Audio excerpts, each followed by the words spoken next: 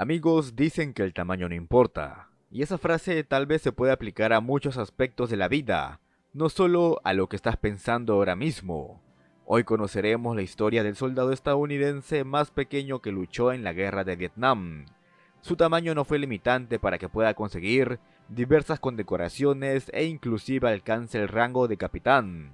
Ponte cómodo pues conocerás la increíble historia de Richard Flaherty, el pequeño gigante en Vietnam. Antes de comenzar, no olvides suscribirte al canal y activar la campana de notificaciones para no perderte ninguno de mis videos. Además de seguirme en Instagram para hacer crecer más esta comunidad de historia. Dicho todo esto, continuemos. El 28 de noviembre de 1945, los médicos del hospital de Stamford, Connecticut, luchaban intensamente por salvar la vida de un pequeño recién nacido. Su nombre era Richard Flaherty. Durante la etapa de embarazo, su madre tuvo complicaciones que terminaron en un desequilibrio hormonal que frenó el crecimiento del bebé. Como era obvio, su infancia no fue nada fácil. Desde muy joven sufrió la burla de sus compañeros de escuela, debido a su baja estatura. Pero lo que le faltaba en tamaño le sobraba en agallas. Richard se dedicó a la práctica de artes marciales y diversos deportes que lo pusieron en muy buen estado físico. En 1965 y al poco tiempo de terminar sus estudios en la preparatoria, los Estados Unidos habían enviado un gran número de tropas a Vietnam, y Richard decidió ser voluntario en el ejército. Para su mala suerte, la altura mínima para ingresar era de 1,55 m, y él medía solo 1,50 m. Pero su determinación de servir era tal que buscó ayuda de un general de división, el cual le permitió unirse a los entrenamientos en Fuerte Jackson. En este lugar las burlas por su tamaño se repetirían, no solo de parte de sus compañeros, sino también de su sargento instructor, que al verlo dijo: ¿qué diablos es esta cosa? Para demostrar su capacidad, tuvo que esforzarse el doble que los demás, y para asombro de todos, él siempre terminaba entre los 5 primeros en las diversas pistas obstáculos. Su gran desempeño y habilidades demostradas le hizo ganar la oportunidad de ingresar a la escuela de oficiales, donde también llevó cursos de salto en paracaídas. Todo esto permitió que a finales de 1966 sea enviado a Fuerte Campbell, y formó parte de una de las divisiones más famosas de Estados Unidos, la 101 Aerotransportada, con la cual sería enviado a Vietnam a finales de 1967, a la provincia de Bien Hoa. El ahora teniente Richard Flaherty tuvo bajo su mando todo un pelotón, con el cual llevó a cabo misiones de búsqueda y destrucción de las fuerzas enemigas. En una de estas muchas misiones recibió heridas de bala y metralla. A pesar de su pequeño tamaño, su gran capacidad de liderazgo y valor en combate le valieron el respeto de sus sargentos y demás miembros de su pelotón. Una de las acciones más heroicas de Flaherty ocurriría en abril de 1968, durante la Operación Delaware, la cual tenía como objetivo cortar la ruta de abastecimiento del Vietcong y del ejército norvietnamita en el Valle de Shawa. En esta operación, muchos de los hombres de su pelotón, aún inexpertos, se perderían tras las líneas enemigas, por lo cual un decidido Richard pidió le consiguieran un uniforme enemigo. Se arrastró hacia posiciones norvietnamitas y rescató a sus tropas. Las misiones de la Operación Delaware continuaron. Richard y su pelotón despejaron la zona de búnkeres del Vietcong. De hecho, por su pequeño tamaño se le hacía sencillo escabullirse y moverse incluso en los peores tiroteos.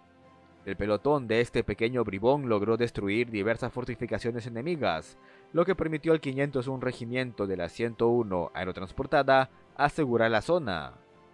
El pelotón de este pequeño bribón logró destruir diversas fortificaciones enemigas, lo que permitió al 501 Regimiento de la 101 Aerotransportada asegurar la zona. Tales muestras de valor no pasarían desapercibidas y se le concedió al teniente Richard la Estrella de Plata y fue considerado uno de los mejores oficiales de la división. La citación por la cual se le entregó la medalla dice lo siguiente: mientras se enfrentaba a un intenso fuego de armas automáticas enemigas, el teniente Flaherty mostró un gran valor y liderazgo.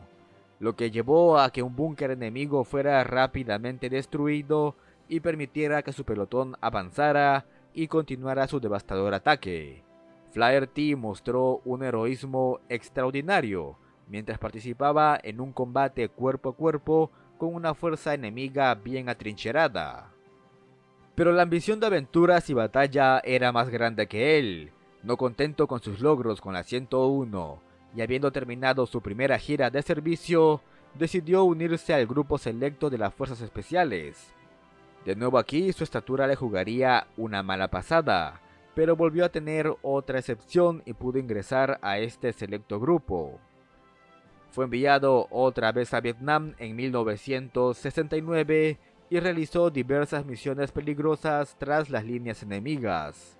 En esta segunda gira en Nam recibió su ascenso a capitán, además de ganar 2 estrellas de bronce por valentía y 2 corazones púrpura por heridas de combate. Para 1971 había comenzado el retiro de las tropas estadounidenses de Vietnam y fue enviado de vuelta a casa donde el ejército le dio su baja honrosa. La vida de civil para un hombre como él era terrible. Intentó estudiar en la universidad, pero no se sentía cómodo estando en un aula. Entró en depresión cuando en 1975 falleció su prometida. A partir de aquí la vida de nuestro personaje se vuelve un poco complicada de seguir.